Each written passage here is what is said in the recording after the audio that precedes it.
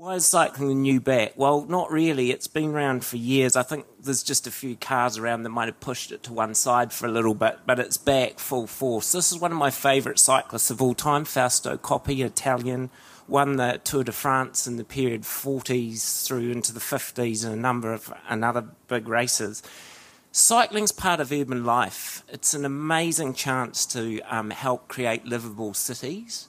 And in fact, design can support cycling by creating places that we feel comfortable to cycle in. People have a chance with bikes to express themselves personally. They can do whatever they want, and luckily you'll just start to see on the streets of Christchurch a bit of this expression starting to creep into the bikes around the town.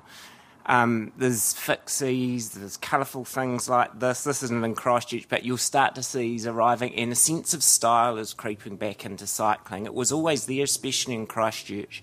A lot of the great cities around the world are places where cycling really is one of the main modes of transport. The life and sustainability of these cities is enhanced by this mode, which is just able to share the spaces in a friendly way.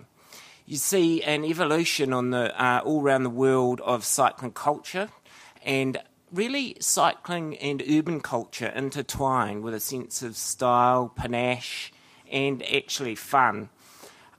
You'll start to see the evolution, and you're seeing it already a little bit in Christchurch, of cycle culture expressed both in cafes and shops, and a sense that people can just get out there and enjoy themselves. This is one of the... the human touch comes into it. The art and craft of the bikes themselves. These are a pair of leather cycling gloves, handmade, beautifully put together. And I guess this is where the crossover with architecture starts to come in. The sense of the human body, the human form, the shape and size of us and the way we move through space, and how do we make things, draw and concoct things to respond to the human body, people, and the way they move through places. This is a great drawing from Congagio of a very famous cyclist bike, and the art of making those, the craft and the expression of putting things together that are at face value. A bike, people think of it, it's usually in a lot of people's sort of garages, it's down the back. In mine, you can't even get the car in for the number of bikes.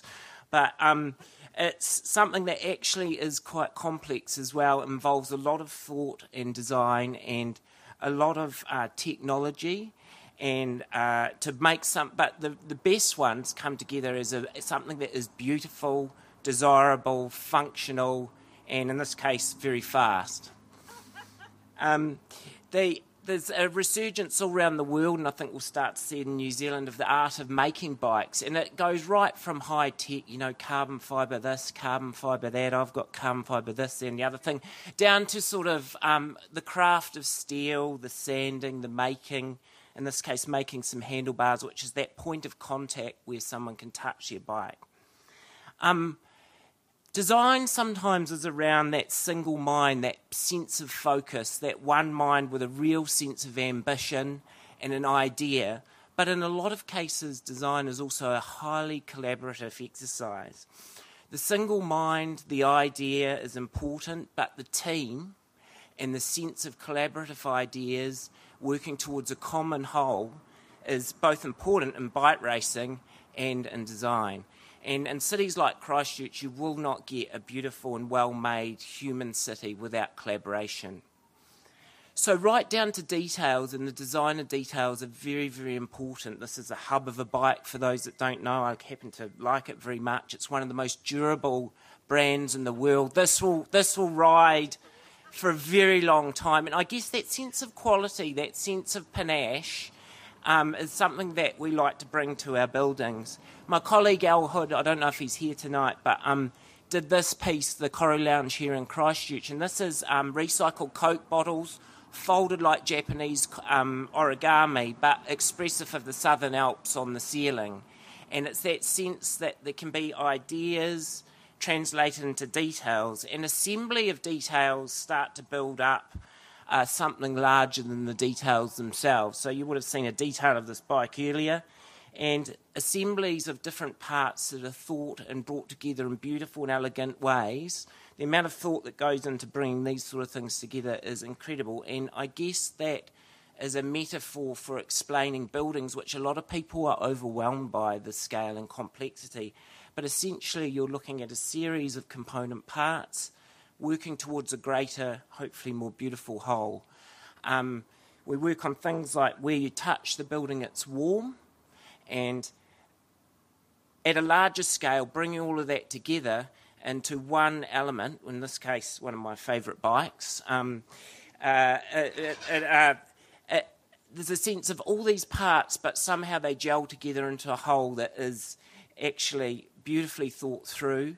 It's functional and sustainable. And this is the sort of thing we try and bring to some of our buildings, where we try and craft elements, but we think about the bigger picture. We think about that thing I was talking about earlier, about livable cities, about creating spaces for people.